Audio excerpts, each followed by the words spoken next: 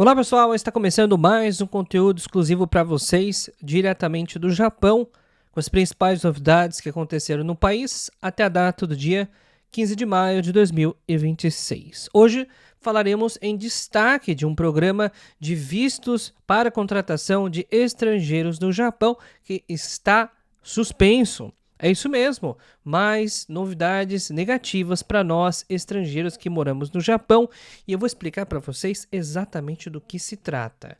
Detalhes também com relação à inflação no país, como está a evolução deste índice e também um pouco mais sobre um caso escandaloso que aconteceu no Japão sobre a invasão de uma residência. Então, tudo isso e muito mais, já sabem. Fiquem até o final do vídeo e já clique no botãozinho do like aqui embaixo para fortalecer o nosso trabalho. Vocês já sabem, essa é uma das melhores formas de apoiarem o nosso canal. Então, começando pela primeira informação, é direto ao ponto mesmo. A gente vai falar sobre esse tipo de visto que está suspenso. A gente está falando do visto específico para contratação de mão de obra em restaurantes. É isso mesmo, esse é um visto que, para quem não sabe, trouxe centenas de milhares de pessoas nos últimos anos, principalmente da Índia.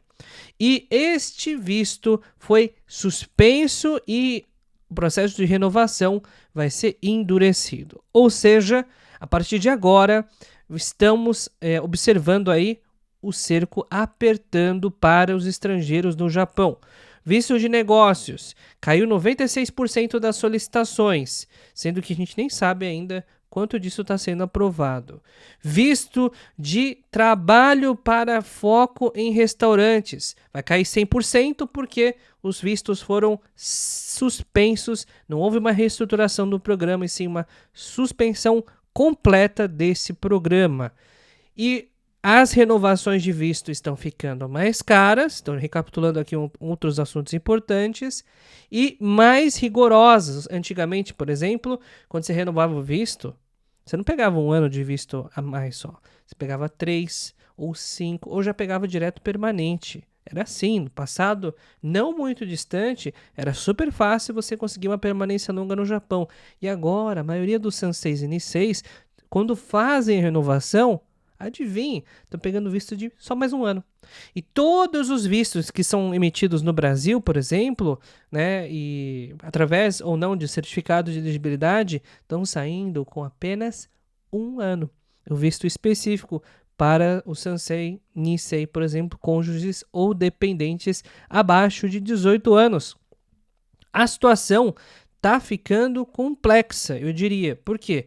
Porque se por um lado a gente tem essas restrições, por outra, a gente já tem os efeitos colaterais. E os empreendedores, donos de restaurantes, inclusive japoneses, já reclamam da falta de mão de obra ou que a mão de obra que pode ser recrutada está ficando cada vez mais cara. Então, uma realidade que está mudando no Japão por conta justamente dessa questão de restrições de vistos. A gente vai comentar um pouco mais a respeito, mas eu queria passar um recado rápido, porque isso depende, a gente é muito dependente disso para nossa sobrevivência como canal de notícias, que são os nossos patrocinadores especial para a GSAI, na questão de passagens aéreas. Então dê uma preferência quando vocês forem comprar, faça uma cotação com a GSAI.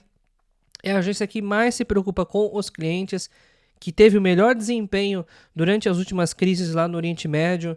Então, manda mensagem no WhatsApp 11930300101. Coloca mais 55 na frente se você mora no Japão. Mensagem de WhatsApp, a melhor agência do mercado com as melhores relações custo-benefício.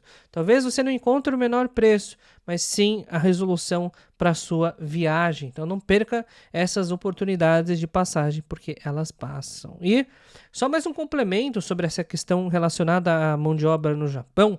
Muitos de vocês, toda vez que a gente traz algum conteúdo relacionado sobre esse tema, comentam de que, mas o Japão não precisa de mão de obra, o Japão vai parar, o Japão está fadado ao fracasso se não trouxer a mão de obra estrangeira. Olha só, Por um lado, intuitivamente, a gente entende que sim, até porque quando a gente olha, por exemplo, para a alocação de grande parte da mão de obra brasileira que mora no Japão, a gente olha para as fábricas e a gente vê que tem muitos processos, muitas máquinas, muitas empresas, indústrias inteiras dependentes dessa mão de obra para poder que o negócio aconteça. Só que isso tem mudado um pouco recentemente, principalmente por conta da chegada, por exemplo, de inteligência artificial. Isso vai acabar enxugando muitos postos de trabalho. Eu falo aqui, por exemplo, call center, que hoje emprega milhões de pessoas no Japão. Milhões! Não estou falando de 100 mil, 200 mil, estou falando de milhões. Pode ser totalmente eliminado, né, para dar lugar à inteligência artificial. E para onde vão essas pessoas? Vão ficar desempregadas? Vão ficar vagando por aí, dependendo do Seikatsu Hogo? Não, elas vão ter que trabalhar em serviços mais básicos, por exemplo, restaurantes, por exemplo, nas fábricas e em outros lugares, entenderam? E mais básicos, não entendam que seria um depreciativo de forma alguma, mas são serviços que têm menor preferência, obviamente, nesse momento, por serem mais pesados, por terem uma rotina mais frenética, por ter que trabalhar em turnos alternados, por exemplo, né, ou ter que fazer horas extras necessariamente. Então, esse tipo de regime de trabalho, mesmo que pague um pouco mais, não é preferencial hoje para os japoneses. Isso foi só um exemplo, mas muitos outros podem vir também. Outra coisa que está acontecendo no Japão é a parte da transformação do parque industrial, principalmente em função hoje da forte concorrência dos chineses. Para vocês terem uma ideia, por exemplo, lá na China, os veículos da Toyota, por exemplo, eles eram extremamente populares, eram best-sellers lá, eram os mais vendidos, e agora não são mais. Por quê? Porque as montadoras chinesas não só cresceram absurdamente, mas hoje o mercado interno da China dá preferência para os veículos chineses. Porque eles hoje, não sei se são tão confiáveis quanto os carros japoneses, mas são muito confiáveis, muito robustos e extremamente tecnológicos. Isso faz a diferença, os mercados estão mudando.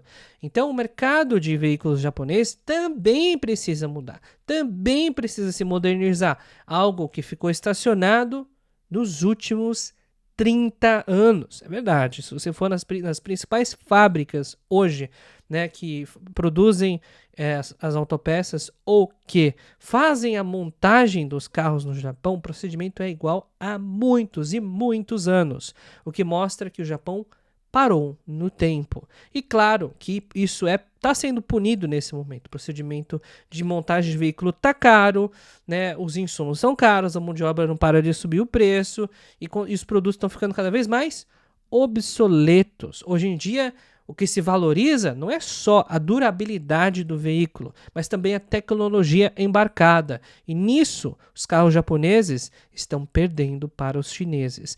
Não em casos isolados. A gente sabe que a Toyota, a Honda, a Nissan têm veículos muito bons, muito tecnológicos, mas de forma geral, se você for comparar, botar na ponta do lápis, compararem os veículos híbridos ou elétricos hoje com o que é produzido no Japão pelas montadoras japonesas, já está ficando para trás. E vários mercados no mundo têm reagido com a aceitação massiva desses veículos da China. Por exemplo, o Brasil.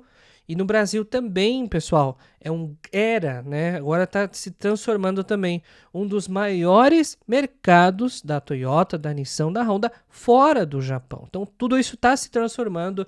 É importante a gente tomar nota disso porque realmente são mudanças que vieram para ficar. E índice do produtor, né, inflação do produtor no Japão subiu 4,9% no fechamento de abril, ano contra ano. Ou seja, isso tem sido causado principalmente por conta do aumento do preço dos derivados de petróleo e também substâncias químicas relacionadas com o processo de produção, e em especial, por exemplo, a nafta. A indisponibilidade da nafta, isso acontece muito em função da crise, né, do conflito lá no Oriente Médio. E o fechamento, a reabertura e fechamento do Estreito de Hormuz, que vem impedindo a passagem não só de óleo bruto, mas também de outros insumos estratégicos para a Ásia. A situação, portanto, é bastante preocupante. Inflação grita. Os números de taxa de juros de longo prazo para 10 anos já sobem para 2,635%. Lembrando que há apenas 6 anos atrás, esse número ele era negativo. Isso porque nos Estados Unidos a gente vê uma tendência e que, claro, vai tendo efeito dominó para os outros países, principalmente o Japão. E a Bolsa de Valores amanheceu em queda, perdeu 1.244 pontos, fechando por volta de 61 mil pontos. Um recado rápido e importante de que existem incertezas com relação ao Japão neste momento. E hoje a gente não vai dar tanta ênfase, mas amanhã a gente vai falar um pouco mais sobre esse caso que aconteceu em Tochigi. A polícia japonesa prendeu um homem, um menor de idade, de 16 anos, estudante, que supostamente foi responsável por um assassinato em uma residência enorme em Tochigi.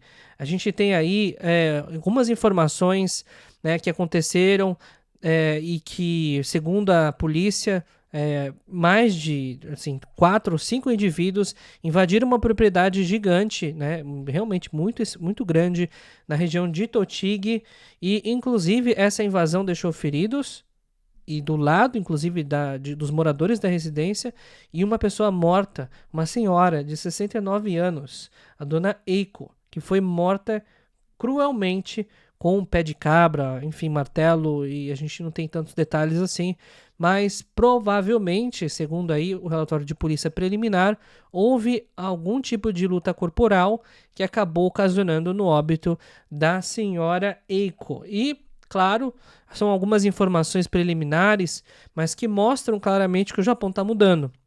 Esse tipo de crime não é normal no Japão. Ele é bem raro, inclusive. E acabou acontecendo. É o que é o latrocínio, Foi o roubo seguido de morte. O assassinato não era o objetivo principal, pelo menos segundo as informações preliminares. Na verdade, não tinha esse objetivo de matar a dona Eiko. Ela acabou resistindo ao roubo, enfim, à violência que estava sendo empregada também pelos indivíduos que roubaram sua residência. Os indivíduos que foram presos, alguns deles que foram capturados, parecem ser de nacionalidade estrangeira. E segundo algumas informações preliminares, porque a gente não tem os nomes, parecem ser vietnamitas. Mas isso não foi confirmado ainda, oficialmente. Então, algumas informações apontam para um crime bárbaro, algo que pode mudar muito o Japão daqui para frente, porque uma residência tão grande, que supostamente era uma residência segura, porque no Japão não é comum esse tipo de invasão de propriedade privada. Será que agora a gente vai ter que ter cercas mais altas? Será que agora a gente vai ter que ter cerca elétrica, portão eletrônico, portão, enfim, de outras formas, para poder impedir esse tipo de ação? Pois é, talvez isso comece a acontecer daqui para frente no Japão. Então, é isso, pessoal. Se vocês gostaram do conteúdo de hoje, não necessariamente das notícias, mas já clica no botãozinho do like aqui embaixo, comenta aqui embaixo, fortalece nosso trabalho, porque duas coisas. Vocês e o engajamento de vocês são muito importantes para a gente manter o nosso trabalho. Vocês também se beneficiam disso, eu sei disso. E a gente, através dos nossos patrocinadores, especialmente da GSAI, também consegue fundos para manter o nosso trabalho, que parece muito simples, mas tem muita gente envolvida. Então é isso, pessoal. A gente vai ficando por aqui no vídeo de hoje. Até o vídeo de amanhã, se possível, atualizações que aconteceram diretamente do Japão.